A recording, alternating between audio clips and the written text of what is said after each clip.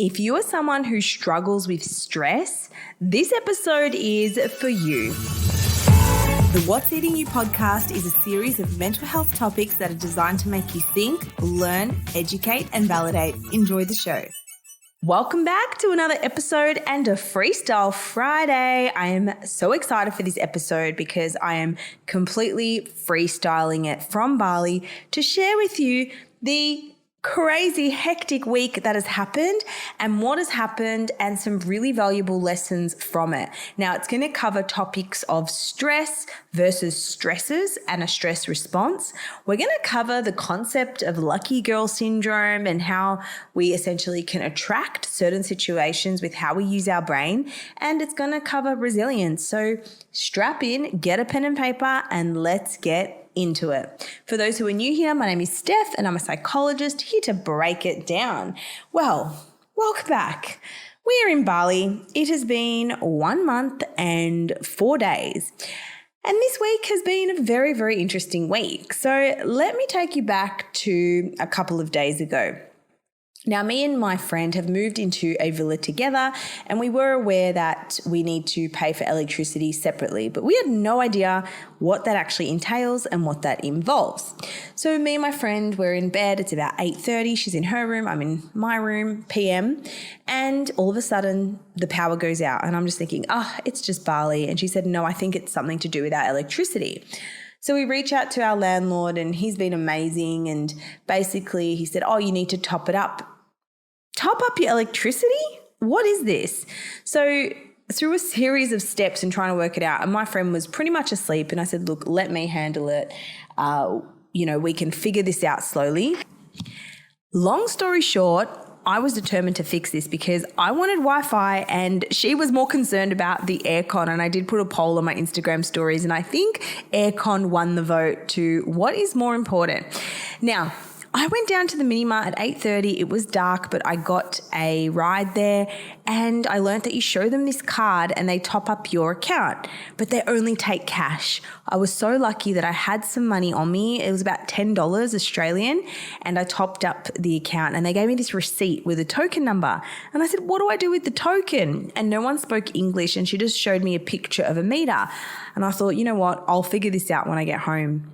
When I get home, I'm looking at the picture and thinking, Steph, you're a smart girl. You can figure this out. It's okay, right? Because often when we feel stressed, if we let ourselves go into that flight or fight response, our thinking brain goes offline. But if we can hold it together, take a breath and reassure ourselves in the moment that we can figure it out, we're going to feel more calm. So I found the meter and I entered the code on this little keypad and pressed enter. All of a sudden, everything goes back on. Electricity, lights, aircon, happy days. So I was super proud that I sorted out that issue and I was proud of myself for being resilient despite the initial stress I felt in my body. So remember, the stress response is something you feel in your body and the stressor is what's causing it. So in that particular situation, running out of electricity and not knowing what to do was the stressor. And then just sort of feeling a bit elevated, feeling my adrenaline, feeling a little bit hypervigilant when I was in the mart at night. That was my stress response. And I'm going to explain later why I'm going into these. The second event of the week was I had a really busy day on Tuesday. So I was recording for 2 very big podcasts and I had hired a podcast studio in Bali. I'd picked out the time. I was prepared. Everything was perfect and ready to go. I was feeling super organized and everything was in order. Now, as I got ready to go to the studio, I put my phone in my pocket and my subconscious was saying, don't do that. Don't do that. It's not safe. And I thought it'll be all right. As we're driving, I could not feel my phone in my pocket. Now, my phone is my life. Everything is on there, business, socials, everything. And my intuition and my gut was telling me, tell the guy to pull over so I could check. But then the other part of me was like, no, don't worry about it. Just check it when you get there. So we get to the studio. It's about a 12-minute drive and I'm looking for my phone everywhere. And I even started to you get this paranoia sometimes, when you're away overseas and it's unfamiliar and you get a bit stressed and you start to get a bit suspicious. And I was like, oh, did the driver take my phone? But the Balinese people here are so beautiful. I said, look, can you take me back? I think it might have fallen out of my pocket at the villa. So he's driven me all the way back. And by that time, I quickly jumped on my laptop. I told Adele that I was running late to push the podcast by 30 minutes. I told my friend who was at the studio to tell them that I'd be 30 minutes. So I was reaching out for help. And this is another tip. When you're going through a stressful moment, reach out for help. Ask those around you to help. No, they don't think you're a burden. No, they're not going to criticize you. No, you're not putting them out. People want to help you and you would help someone in need. So remember, people will help you. And if I didn't have my friend's support, I wouldn't have been able to do it. So we go back to the villa. The phone's nowhere to be seen. There happened to be a cleaner in the villa and I said, can you please call my phone? So she's ringing my phone and no one really speaks much English. The driver doesn't speak English. The cleaner doesn't speak English. And my phone rings and a man answers it and he's like, hello? And I was like, hello? And he said, I'm Made. So in Bali, there's 4 names. So if you're the firstborn, secondborn, thirdborn, fourthborn, you have one of 4 names. So it's Made, Wayan, Ketut, and Nyoman, right? My name's Nyoman because I'm the thirdborn. And he didn't speak English, so I've put him on the phone to the cleaner and to the driver and they're communicating. And basically we communicated through a translator. They told me that the guy who has my phone wants me to go to his house to make sure it was me. So I asked the driver, I said, look, I know you didn't sign up for this wild goose chase, but can you take me to this man's house? And he said, okay. So he takes me to this random man's house. Luckily it wasn't far. It was maybe 10 minutes away. And this man comes out holding my phone without a scratch. He'd found my phone in the middle of the road in Bali. If you've been to Bali, you would know how many scooters are there, how many cars are there. I can't believe I didn't hear it, but I'm thinking I was wearing a helmet.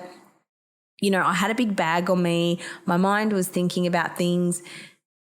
And he'd got it and he held it for me. And I said, thank you so much. I'm going to bring you money.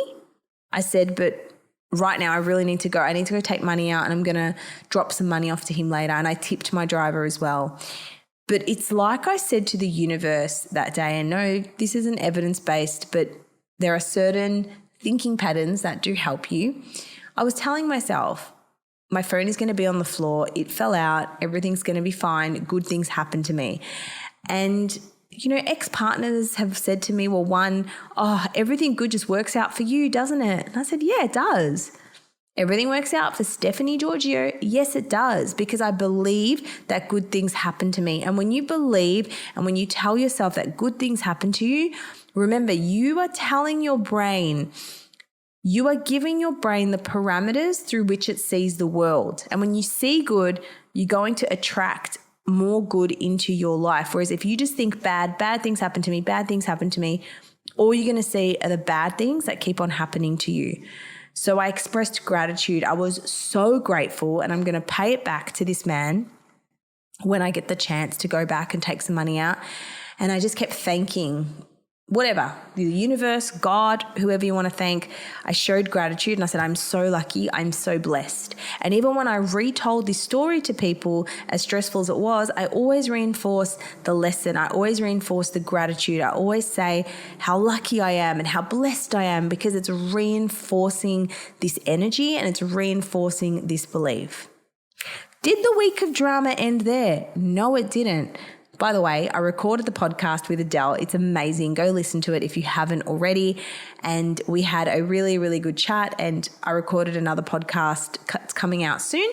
So the day was fine. Everything worked out. Now, last night, I opened my laptop about 8:30 p.m. to prepare for a presentation I had today, a really big presentation. Of course, the presentation's not opening. I'm thinking, why is this not opening? It's PowerPoint. It was trying to get me to log into some weird thing. I had no idea what it was. So I am so proud that I'm very good at problem solving, and I'll say to myself, you know what? Get emotional later, deal with it later. Let's just fix this out logically. Now, I had an older version of the presentation, and I emailed the organizers and everything and said, look, this is the situation. If worse comes to worse, my backup is to use the old presentation, and that's what I'm going to do.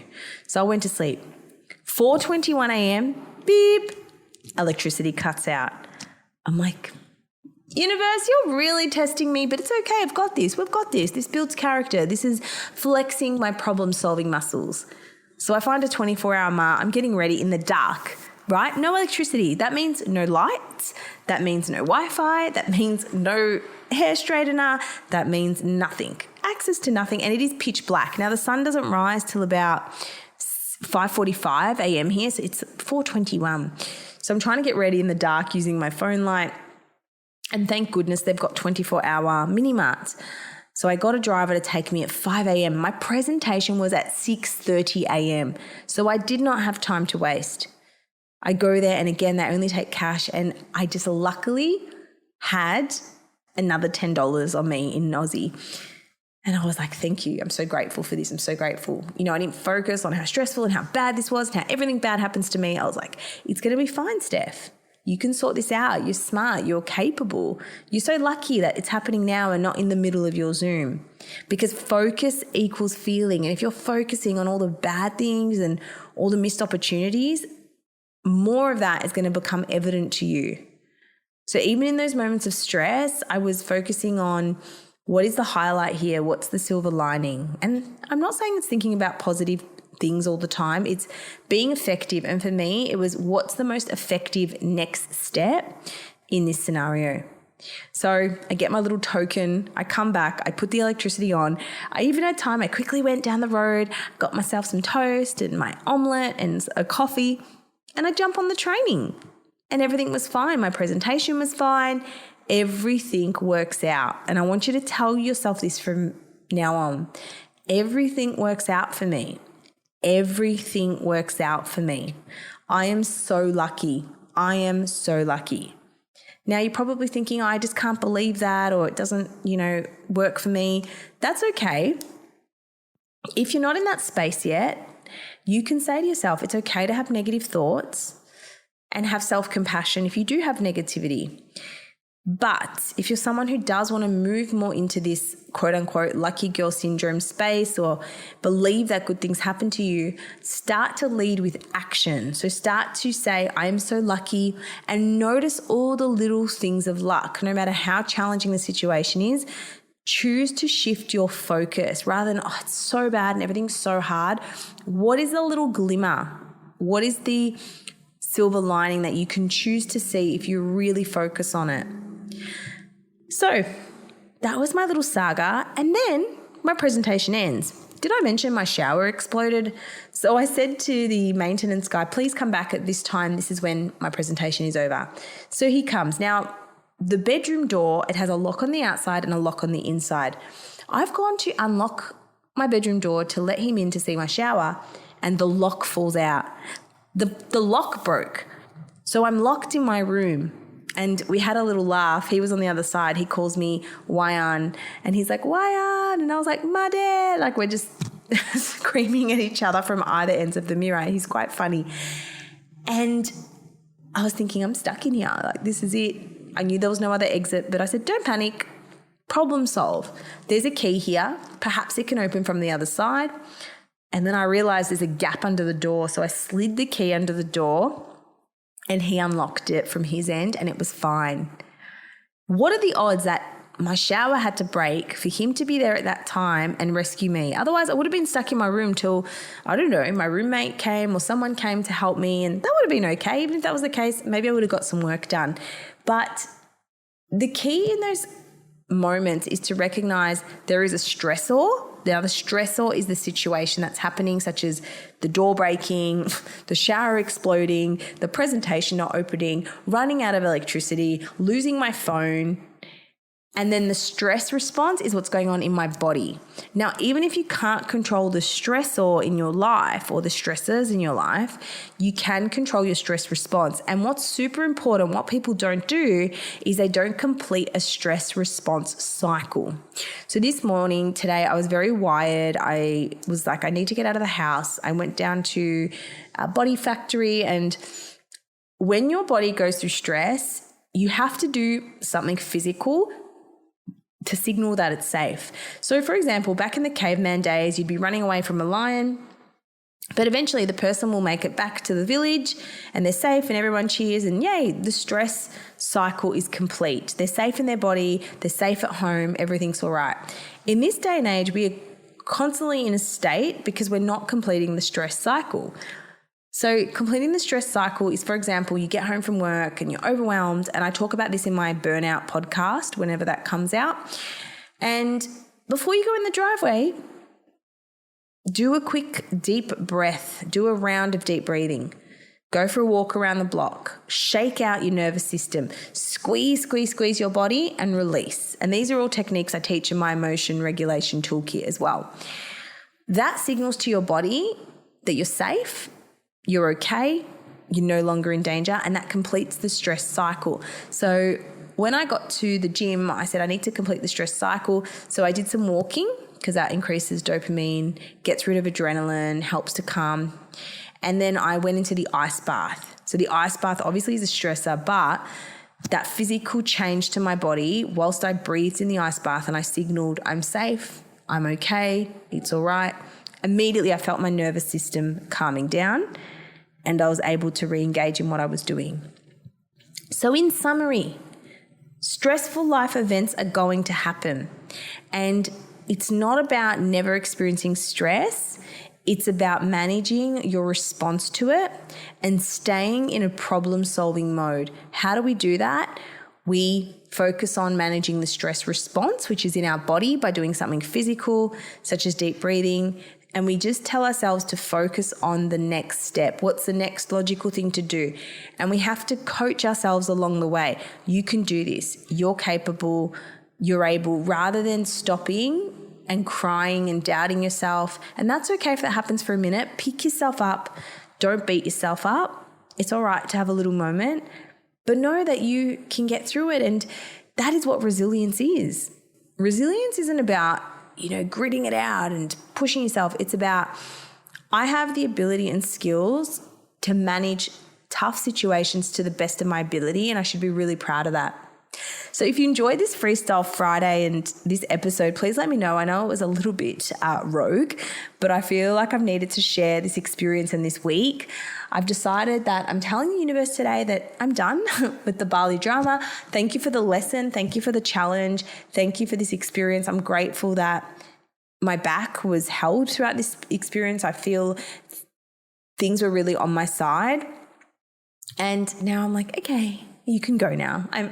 I'm good. I'm resilient. I'm good. So I'm really looking forward. It's one of our friends' birthdays tomorrow, so we will be unwinding and relaxing at that time. As always, leave a rating, leave a review, and thank you so much for being here. I'm super grateful. Don't stop going in the direction of your goals and dreams, whatever that is. Know that you are appreciated and try to focus on that silver lining, no matter how small it may be. Have a beautiful weekend, and I'll see you next time. Bye.